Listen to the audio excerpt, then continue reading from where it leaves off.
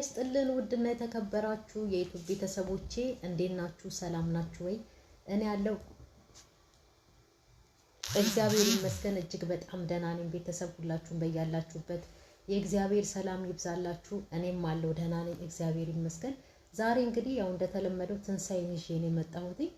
ትንሳኤ እንግዲህ በጣም ታሳዝናለች። መድኃኔዓለም በስመ አብ ወወልድ ወመንፈስ ቅዱስ እና አንድ ነገር ለማለት ነው የመጣሁት። መቼም ዞሮ ዞሮ ይችን ቪዲዮ እሷን ማየቷ አይቀርምና ዛሬ ወርቋን ስትመልስ ለጥሎሽ የተሰጣትን ስትመልስ አይቻታለሁና በሱ ላይ አንድ ነገር ለማለት ነው የመጣሁት። ምክንያቱም ይሄ ወርቅ ማለት ትንሳኤ አይደለም ወርቅ ልትመልስ ለዚህ ለዝተት ለሆነ ልጅ ማለት ነው ራሷን አሳልፋ የሰጠች ናት እኮ። ይሄ ወርቅ ክብሯ ነው አይደለ እንዴ? በክብር የተዳረችበት ክብሯ ነው። ስለዚህ የራሷ ነው። ስለዚህ መመለስ የለባትም። ለማን አባቱ ብላ ነው የምትመልስለት? ለሱ መለሰች ማለት ነው ወይ ነገ ሌላ ሰው ጥሎሽ ጥሎ ያገባበታል ወይ ደግሞ ሸጦ የሆነ ነገር ያደርግበታል። ምክንያቱም አንድ የመለሰችለት ግን እንዳትመልስለት። ለምን ነው የምትመልሰው? ይሄ የራሷ ነው፣ ስጦታ ነው የሰጣት። ይሄ ክብሯ ነው አይደለም? ወርቅ ራሷንም ራሱ ለዚህ ለማይገባት ይሄ ዝተት ለሆነ ማለት ነው አሳልፋ እየሰጠች ልጅ ናት እኮ። ራሷን ሰጥታለች አይደል እንዴ? ህይወቷን ገብራባታለች። ይሄን ወርቅ መመለስ የለባትም። ማርያምን እውነቴን ነው። በጣም ነው የተናደድኩት። የራሷ ነው፣ መያዝ አለባት እንዴ። ነገ ጠዋት ብትቸገር፣ ነገ ጠዋት አንድ ነገር ቢመጣ ይሄን ወርቅ ሸጣ የምትጠቀምበት ነው። በዛ ላይ ደግሞ ከወርቅ የምትበልጥ ልጅ አለች ውስጧ። ለልጇ ነገ ጠዋት ይቀመጣል ይሄ ወርቅ እንዴ። ገንዘቧ ነው፣ የራሷ ንብረቷ ነው። ለምንድን ነው የምትሰጠው ለሱ? ለምን የምትመልስለት? ትንሳኤ ሞኝ ናት እንዴ? እኔ የጣት ቀለበቱን ራሱ ማለት ነው መመለስ አልነበረባትም። ማርያምን እንዴ! ለምን? ይሄ የራሷ ነው፣ በቃ የተሰጣት ነው። ይሄ የራሷ የተሰጣት ነው፣ መመለስ የለበትም። የጣት ቀለበት ቢባል፣ የአንገት ወርቅ ቢባል፣ የጆሮ ቢባል ይሄ የራሷ ነው፣ የተሰጣት ነው። አምጪ እንኳን ብሎ እሱ ግትር ብሎ ቢከራከራትም ያለ መመለስ መብት አላት። ምክንያቱም የራሷ ነው። በህግ ራሱ ማለት ነው ብትሄድ ይሄ የተሰጣት የራሷ ስጦታ ነው። ማንም አስገድዶ መልሽ የሚላት የለም። እንደውም እሱ ነበር የሚጠየቅበት ማለት ነው። ለምን የምትመልሰው? ንብረቷ ነው፣ የራሷ ነው እንዴ እኔ የቀለበቱን ራሱ ማለት ነው አውጥታ ስትሰጠው በጣም የተናደድኩባት። ምክንያቱም ይሄ ክብሯ ነው፣ የራሷ ነው። በቃ መመለስ የለበትም። ቀለበቱንም ቢሆን በሌላ የጣት ቀለበት መቀየርና ማድረግ ትችላለች ጣቷ ላይ። ይሄ የጋብቻውን ሳይሆን ማለት ነው ሌላ የጋብቻውን በሌላ ቀይራ ማድረግ ትችላለች ጣቷ ላይ። የአንገቷ ደግሞ ማለት ነው የራሷ እንዴ። ምን ሆና ነው እንኳን ልትመልስለት ማለት ነው ራሷን ምንነቷን አሳልፋ ሰጥታ እኮ የእሱን እኮ ልጅ በሆዷ ይዛለች እኮ። ለምን የምትመልሰው ወርቁን እንዴ? እንዳትመልስ። ኮመንት ላይ ነገ አቶ ዳንኤል እግዚአብሔር ይስጠው ካልመለሰች ማለት ነው ካልተቀበላት በጣም መልካም ሰው ነው። ማርያምን ደግሞ መቀበልም የለበትም። ያውቃል ብዙ ነገር ዋጋ ከፍላበታለች። ይህንን ወርቅ ማለት ነው እራሷን አሳልፋ ሰጥታለች ለዚህ ለአመዳም ማለት ነው። ይሄ ገና ህፃን ልጅ የእናቱን ቀሚስ ከኋላ እየጎተተ የሚሄድ ህፃን ልጅ ነው አላዛር ማለት ነው። እውነቴን ነው። እኔ በጣም የማከብረውን ያህልና የምወደውን ያህል ማለት ነው እንዲህ ነው ያወረድኩት አላዛርን። የእውነት እኔ ብቻ ሳልሆን ሁላችሁም በጣም እንደጠላችሁት ከነናቱ በጣም ነው የተረዳሁትኝ። እኔ ራሴ ማለት ነው በጣም ነው የጠላሁትኝ። ማርያምን ለምን መሰላችሁ የጠላሁትኝ? ሰው ባልና ሚስት ይፋታል፣ ይጣላል፣ ይታረቃል፣ ይፋታል እስከናፍካቴው ማለት ነው። የዚህ ደግሞ ለየት ያለ ነው እንዴ። ምድር ላይ መታ ይችን ዓለም ያልተቀላቀለች ህፃን ልጅ በሚስቱ ሆዱ ውስጥ አለች እኮ አይደል እንዴ? ትንሱን ትቶ ሄደ ማለት እኮ ልጁን ያላያትን ልጅ አልፈልጋትም ብሎ ረግጧት እንደመሄድ እኮ ነው። ስለዚህ ማለት ነው ይሄ በቃ ለምንም ነገር አያስፈልጋትም። ማርያምን እዛው ከእናቱ ጋር ኮተቱን ይዞ ማለት ነው ወደፊት ህይወትም አይኖረው አላዛር፣ ህይወት አይኖረውም። ትክክለኛ ህይወት ምናምን አይኖረውም። በቃ እንደ እናቱ እንደዚህ ዘልመል እያለ ነው የሚኖረው። ምክንያቱም ረግጧላ፣ ገፍቶ ነው የወጣው። የተገፋ ደግሞ ማለት ነው እግዚአብሔር እጅ ላይ ነው የሚወድቀው። የተስተካከለ ነገር ነው ነገ ጧት ለትንሳኤ የሚሰጣት። ለማንኛውም ለተገፋ ሰው ማለት ነው ለተበደለ ሰው እግዚአብሔር ጥሩ ነገር ነው የሚሰጠው። አላዛር ግን ማለት ነው እራሱ ደግሞ ነገ ጧት ለምኗት። ምክንያቱም ትናንትና ነው ከትናንት ወዲያ ማን ነው ይሄን አበባ መጥቶ ይሰጠሽ ምናምን ነገር ብሎ ማለት ነው ሲፈሳ ነበር። ይፈሳ ማርያምን ሲፈሳ ነበረ። ማንም ይስጣት ምን አገባው?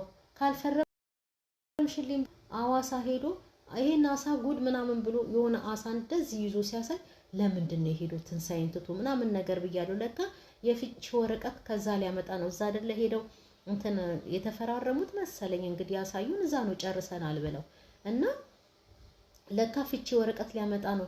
ያላመነበትን የፍቺ ወረቀት ጎትቶ ከመጣ በኋላ ማለት ነው እንዴ በኋላ ላይ አንበበሽ በደንብ ተረድተሽ አንበበሽ ፈርሚ በኋላ እንዳይቆጭሽ። እሱ አምኖበት አይደል እንዴ በቃ ልፈታ ነው እዚህ ጋር ትፈርምልኛለች ብሎ እንዳለ ፕሮሰሱን አስሞልቶ የመጣው አይደል እንዴ? ሳያምንበት ነው እንዴ ከትላንት ወዲያ ለምን አበባ ተቀበልሽ ከኔ ሌላ ሰው ምናምን ነገር እያለ ሲቦረተፍ የነበረው? መፈረሟን አላመነበትም ወይ ደግሞ መፋታታቸውን አላመነበትም። ዝም ብሎ በስሜት ተነሳስቶ ተነርቶ ነው ሄዶ የፈታት።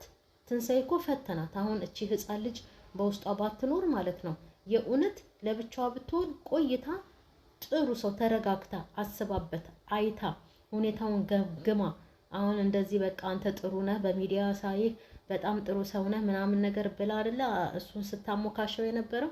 እኛም የተሸወርነው በሚዲያ አይተነው ጥሩ ሰው ምናምን ነገር ብለን አይደል አላዛርን የተሸወርነው። እሷም እንደዛ ተሸውዳ ነው ቸኩላ እዚህ ነገር ውስጥ ገብታ አሁን እራሷን በቃ ምስቅልቅሏን ያወጣት። ስለዚህ እቺ ጽንስ ባትኖር ውስጧ ማለት ነው ማርያምን እኔ ነኝ ያለ ምርጥ ምርጥ ምርጥ ይሄ ጩንጩን ደግሞ አላዛር ትላንት ጠዋት ዳንኤል ቤት የሰሩትን ቪዲዮ አይታችሁ ከሆነ ጩንጩን አይን ደግሞ ማርያምን እውነቴን ነው።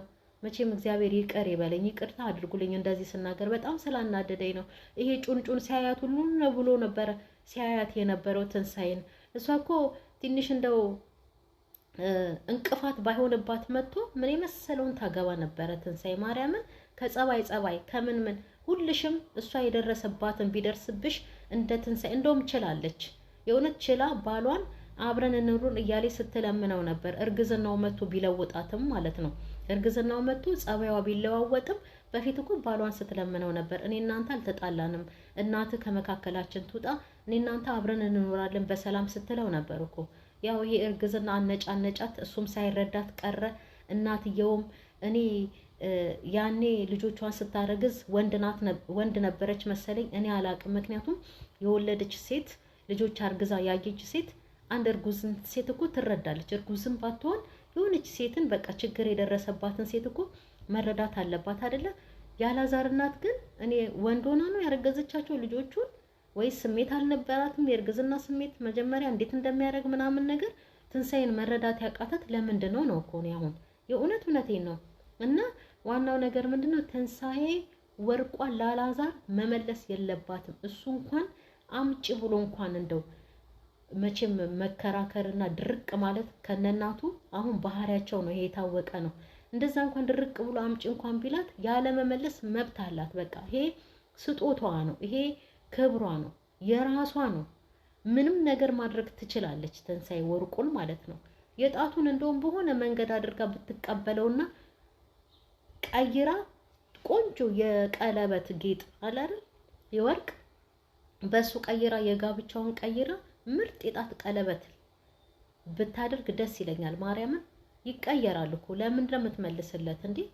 ህይወቷ ነው እኮ ህይወቷን ገብራለታለች ለዚህ ለማይረባ ሰው። የእውነቴን ነው። አሁን ትንሱ እርጉዝ ባትሆን አሁንም ደግሜ የምላችሁ ካላዛር የበለጠ ምን የመሰለ ሰው አንድ ላቆ የሚያኖራት ታመጣ ነበረ። ግን የላ የችኮላ እዚህ ሰው ላይ መቼም ሳናቅ ብዙ ነገር ውስጥ እንገባለን አይደለ? ግን ትምህርት ነው የሚሆነው እኮ ይሄ ትምህርት። ነገ አሁን ዝም ብላ አትቀመጥም። የሆነ ሰውን አጣርታ በደንብ ተዋውቃ ጸባዩን በደንብ አይታ እሱን በደንብ አይቶ የሚቀጥል ህይወት ነው አይደል እንዴ? ይብላይ ላላዛር የእውነት ይብላይ ላላዛር። በቃ ሌላዋ መታ እንዲሁ ህይወቱ ተመሰቃቅሎ ደግሞ ትታው ስትሄድ ባዘኔ ሆኖ ነው የሚቀረው። በቃ ልክ እንደናቱ አሁን ቤቷን ልጆቿን ትታ ባሏም ያለ አይመስለኝም። ሚዲያውም ላይም ጠፍቷል። እሱ እንዲህ አለል እንደምትለው ሁሉ በየመንደሩ አላዛርም ህይወቱ እንደዛ ነው። ትንሳኤ ደግሞ ወርቋን መመለስ የለባትም። የራሷ ነው በቃ ምንም ታድርገው።